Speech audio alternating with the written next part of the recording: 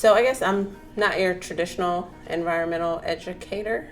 So my background is in public health, but I did start off my, I guess, traditional adult career as an educator, but I was a health and physical education teacher for DC public schools.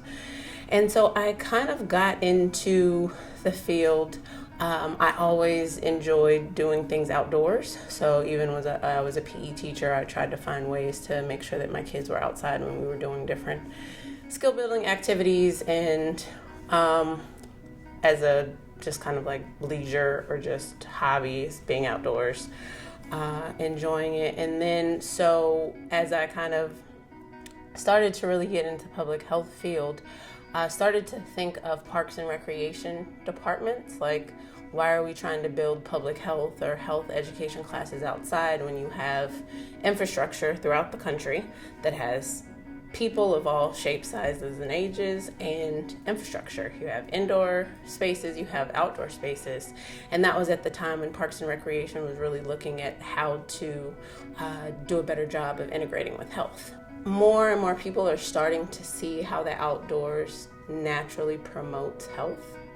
And I think conversely, we also see how when people are disconnected, right, or live in places that aren't very healthy with polluted areas or next to, mills and coal mines, how that prevents them from connecting to the outdoors and can definitely affect their health. So for me, it's always kind of been a natural connection, but it's so nice to see that public health is really grabbing onto this, recreation is grabbing onto it, National Park Service, and they're healthy parks, healthy people. People are really kind of gravitating, but for me, it's just always felt natural. And I think also something that kind of gets at DEI that I was just thinking about, like if you look at me, if you look at my background, if you look at, kind of how I've been working the past 20 years, I'm not your traditional environmental education person, but I feel as if I do very well and fit very well in the field, right? So another kind of dream or another place that I'd like to see is that when we're looking for people in positions of leadership,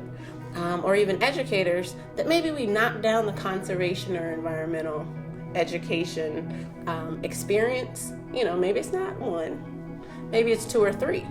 Knocking conservation and education down a bit and looking at other qualities that are just as important, if not more, right? Like relationship building or management or all of these other kind of skills that taken with conservation experience or environmental education experience makes a really great employer, a great frontline staff, or great leadership, right? And that I feel like is really going to make the field more diverse. So we're at a place to be able to put equity, inclusion in our strategic plan. And as we are looking at how we measure that strategic plan, how do we make sure those measures have E&I throughout? So not just having a separate diversity, equity, and inclusion set of measures, but how everything we look at, whether it's outreach, whether it's education, whether it's operation, how do we make sure that we have those E&I measures throughout all of the things that we do within the organization?